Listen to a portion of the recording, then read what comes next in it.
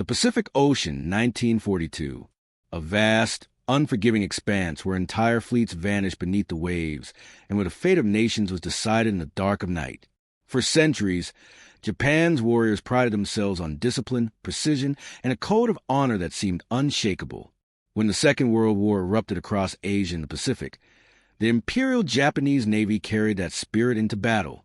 Their sailors believed themselves to be the finest in the world, their tactics unmatched, and their ships invincible. For a time, they were right. In the first months of the war, Japanese warships cut through Allied forces with a speed and ferocity that stunned even the most experienced admirals.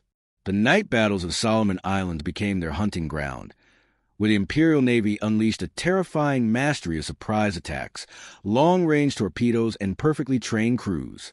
American sailors would whisper with dread about those moonless nights, when shadows moved like predators across the water. Japanese destroyers seemed to strike from nowhere, their deadly long lance torpedoes carving holes into Allied vessels before anyone even knew an enemy was near. But in war, dominance never lasts forever. Every advantage eventually meets its counter. For the Japanese, that moment came not in some grand decisive battle, but in the quiet revolution of technology, an invisible eye that pierced the night, mounted on the decks of America's new destroyers. These were the Fletcher-Class, sleek, powerful ships bristling with guns and armed with a secret weapon that would turn the tide of naval warfare: radar. At first, few truly understood how decisive this technology would be. To most, radar seemed like a curious innovation, useful perhaps for spotting aircraft, but hardly something that could change the balance of power at sea. Yet as the war raged on, radar became the silent hunter, the unseen advantage that stripped away the one thing Japan had relied upon so heavily: the cover of night. Where once they sailed with confidence into darkness, the Japanese would soon discover that their invisibility had vanished. The Imperial Navy had trained for decades to master night fighting. They rehearsed under real conditions, drilling until every maneuver became second nature. Japanese destroyers could coordinate torpedo spreads with uncanny precision. Their gunners could find targets with spotlights and flares, and their commanders were masters of timing. Against the unprepared, it was devastating. American and Allied ships often entered these engagements blind, unable to detect threats until explosions erupted around them. In those early months, defeat after defeat piled up, leaving the U.S. Navy desperate for an answer. And then, slowly, the answer emerged. It was not a single ship nor a single battle, but a combination of steel and circuitry, doctrine and innovation. The Fletcher-Class Destroyers, America's workhorses of the Pacific, arrived in numbers the Japanese could scarcely match. These destroyers weren't just fast and heavily armed. They carried surface search radar, giving them eyes that could see through darkness and fog, eyes that stripped away Japan's greatest advantage. Imagine the shock aboard a Japanese destroyer when they realized the Americans had opened fire with uncanny precision before any Japanese lookout had spotted them. Imagine the disbelief of seasoned officers who had once ruled the night, suddenly finding themselves outmaneuvered in the very element they thought was theirs. Radar was more than technology. It was a psychological weapon, a force that shattered confidence and rewrote the rules of engagement. But this change didn't happen overnight. It unfolded battle by battle, encounter by encounter, in the shadowed waters of the Solomon Islands, the Gilberts, and beyond. At first, Japanese commanders dismissed radar reports as exaggeration. They believed American success came from luck, or sheer numbers, or perhaps espionage. Yet as the months dragged on, the pattern became undeniable. Their carefully planned night assaults ended in disaster. Torpedo salvos that once found their marks now sailed harmlessly into empty water, while American shells rained down on ships they had never even seen. This was more than a tactical shift. It was the unraveling of a tradition. The Japanese Navy had built its identity on being masters of surface combat in the dark. Now, that identity was under siege by invisible waves, transmitted by machines humming quietly in control rooms of American destroyers. The Fletcher-Class, born from America's industrial might, was more than just another ship. It was a symbol of adaptation, of a military learning hard lessons through blood and loss, and transforming those lessons into an unstoppable force. Yet, The story of how radar stripped away Japan's night-fighting supremacy is not simply about machines defeating men. It is also about culture, arrogance, and the unwillingness to adapt. The Japanese Navy, steeped in tradition and convinced of its superiority, was slow to embrace radar themselves, often underestimating its impact until it was far too late.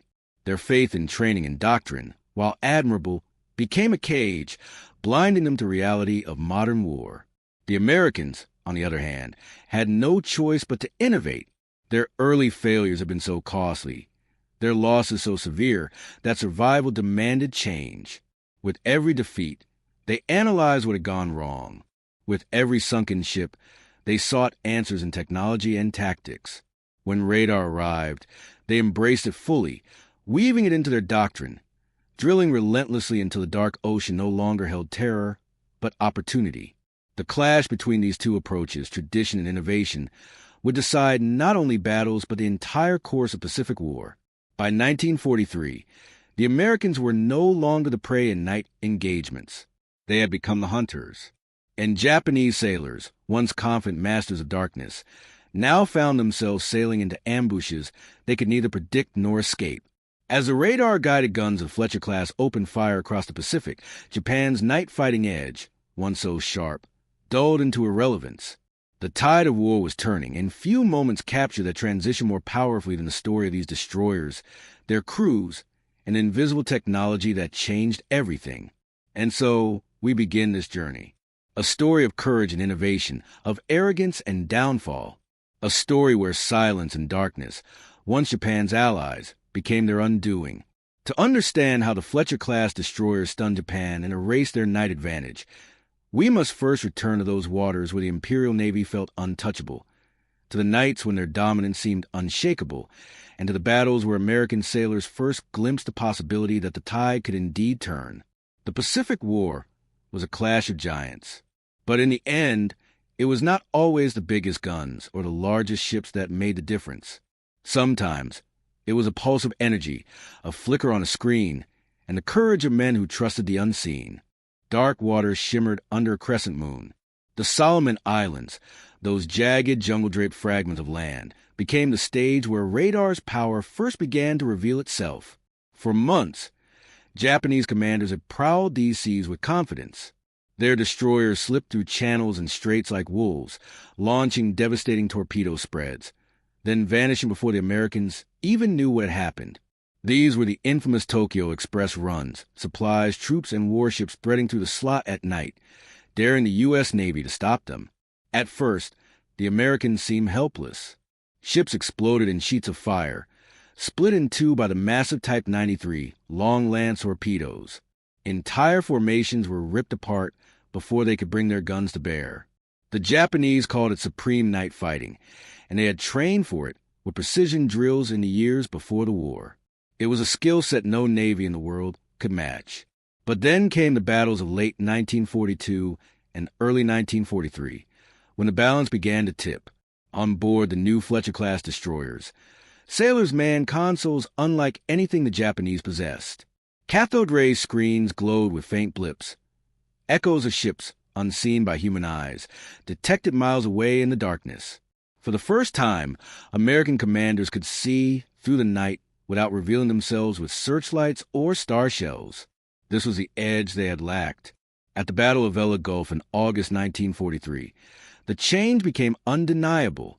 6 American destroyers, 3 of them Fletchers, crept into narrow waters where Japanese reinforcements were expected. In the past, the Japanese would have enjoyed every advantage here, their lookouts scanning the horizon while American ships stumbled blind. But this night was different. The American destroyers detected the enemy first, quietly tracked their movements with radar, and moved into position. When they opened fire, it was with deadly precision.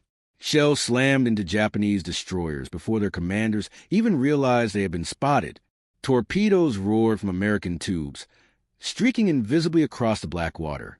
In minutes, 3 Japanese destroyers were torn apart.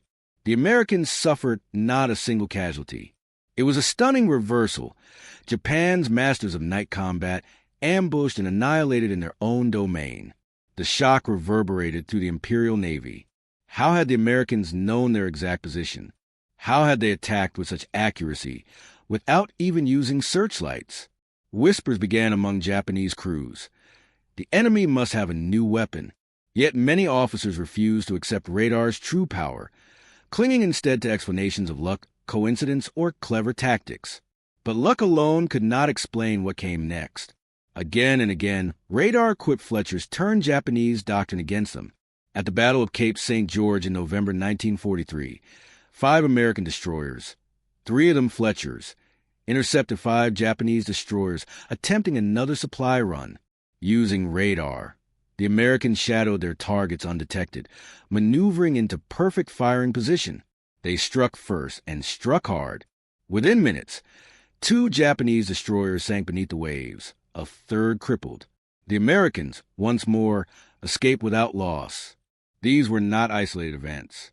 They were part of a pattern that was eroding Japanese morale and rewriting naval warfare. Each engagement chipped away at the aura of invincibility the Imperial Navy had carried into the war.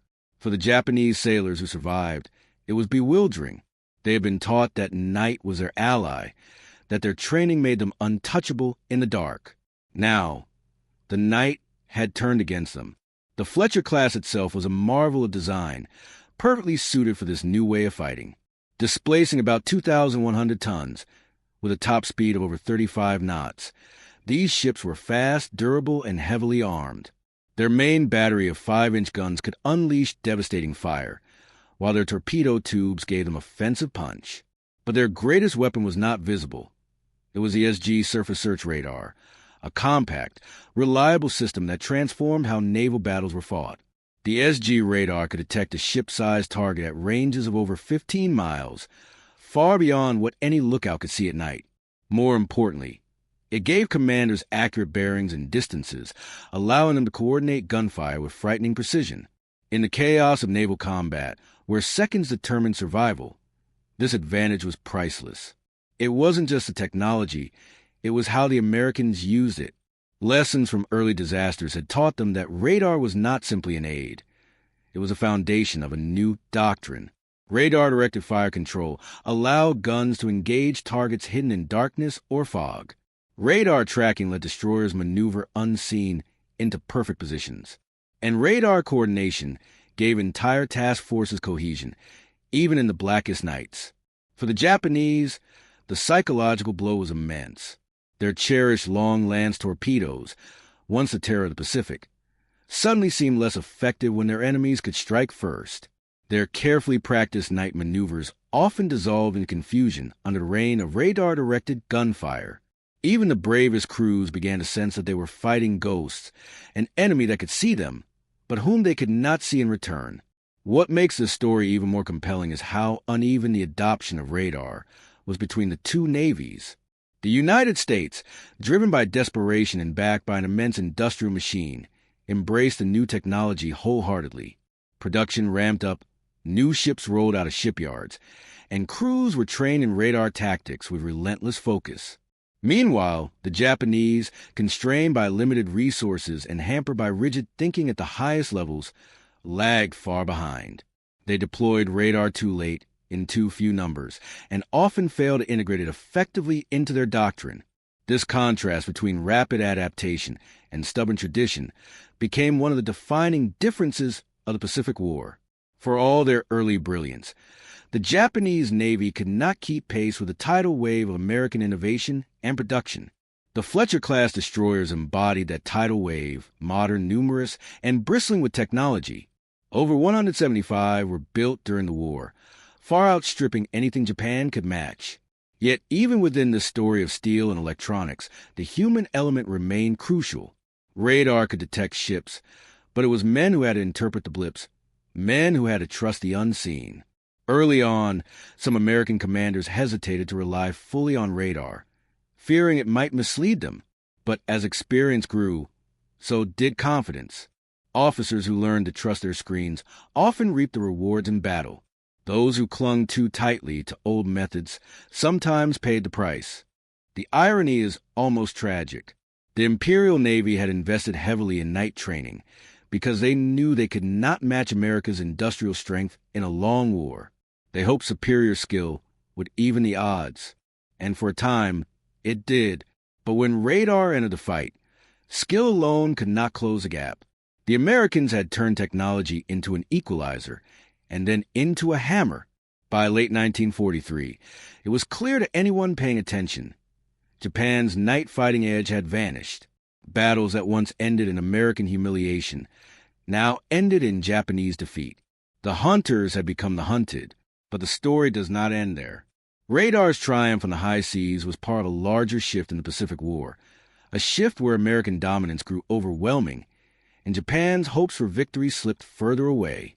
The Fletcher-Class Destroyers were only one piece of the puzzle, but they symbolized a broader transformation. From early disasters came innovation.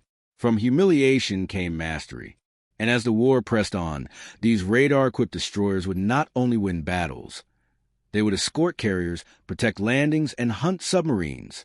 They became the backbone of the fleet, trusted by sailors and feared by enemies. The stage was now set for the climax of this transformation, the complete collapse of Japan's naval supremacy.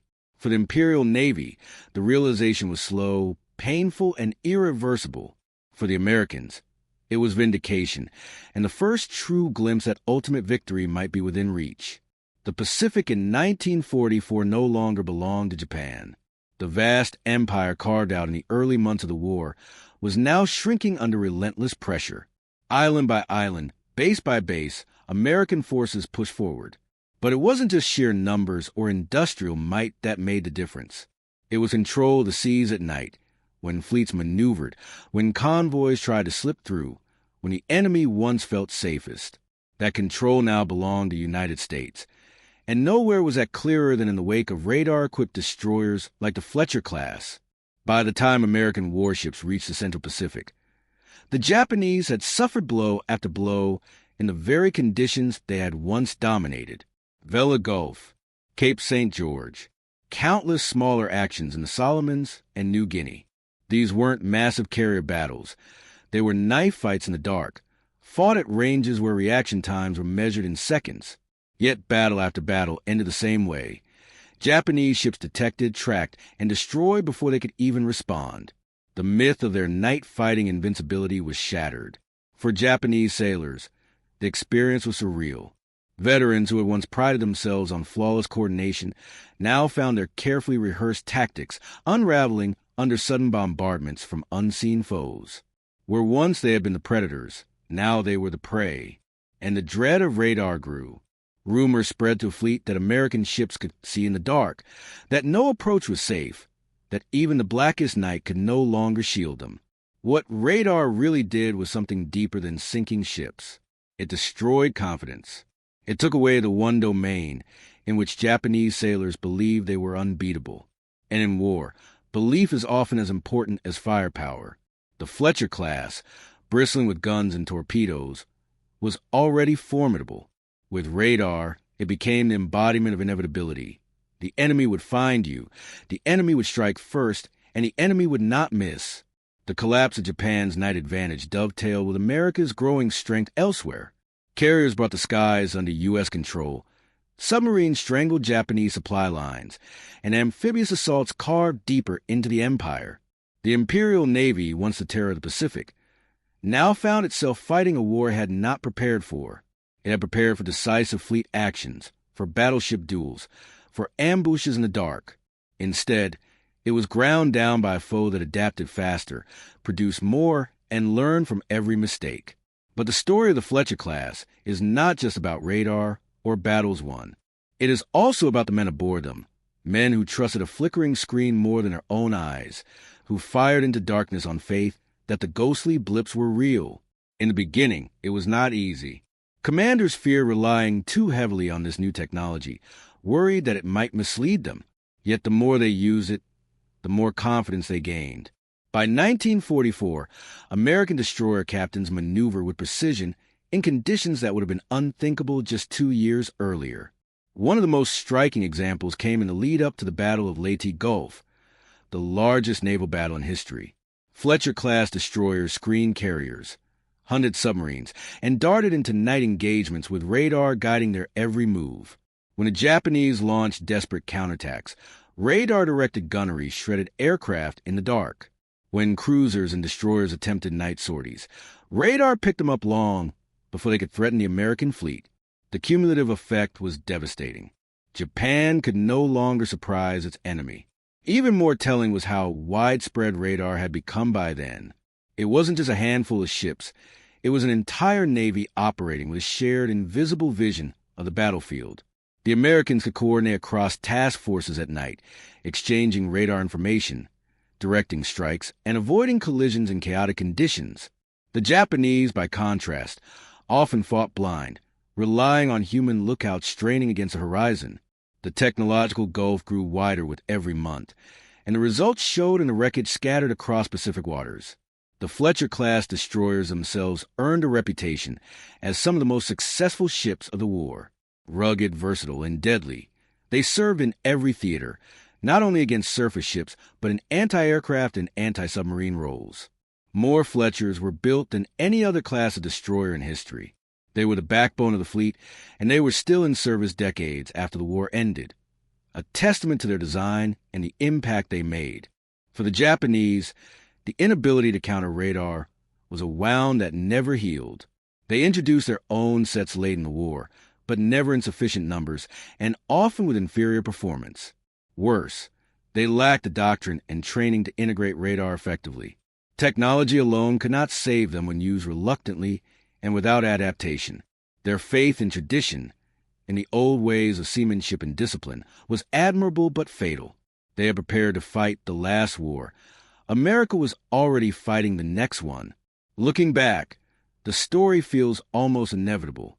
A nation with immense industrial power, committed to innovation under pressure, facing an enemy that relied too heavily on its early advantage. Yet, at the time, nothing felt inevitable. In 1942, the U.S. Navy reeled from one night defeat after another. The ocean seemed haunted by Japanese destroyers, slipping in and out of the dark. Victory was not assured. It was earned painfully through adaptation and blood. The Fletcher-Class Destroyers and their radar were not just ships. They were symbols of that adaptation. Perhaps that is why this chapter of the Pacific War is so compelling. It is not the story of Titanic carriers clashing or mighty battleships trading broadsides. It is a story of technology quietly rewriting the rules of combat, of men who learned to trust invisible signals, and of an enemy who realized too late that the night no longer belonged to them. When the war finally ended in 1945 and Japan lay defeated, the lessons of radar were already shaping the future. Never again would navies fight blind in the dark. The age of the lookout with a telescope had passed. The age of electronic warfare had begun. Radar was only the first step, but it showed the way forward, toward a world where information was as powerful as armor, where detection meant survival, and where invisibility was no longer possible. For the sailors who fought those desperate night battles, the memories never faded. Survivors from Japanese destroyers spoke of the terror of shells falling from unseen ships, of torpedoes tearing through the water before they even knew an enemy was near. American veterans remembered the eerie glow of radar screens, the tension of waiting for the right moment, the satisfaction of striking first. Both sides knew they had witnessed the turning of an era, and so the story comes full circle. At the beginning of the war, Japan stunned the world with its mastery of night combat, a skill honed over years of training and doctrine. But in the end, it was Japan that was stunned by an enemy's adaptation, by the invisible reach of radar, by the Fletcher-Class Destroyers that carried it into battle. Their edge vanished, their supremacy undone not by brute force alone, but by the quiet hum of a machine that saw what no human eye could see. The night, once their shield, had betrayed them, and in that betrayal lay the unraveling of their naval power. The Fletcher-Class Destroyers sailed on, guardians of a new era, while the Imperial Navy faded into memory, its brilliance acknowledged, but its downfall forever tied to the loss of its night-fighting edge.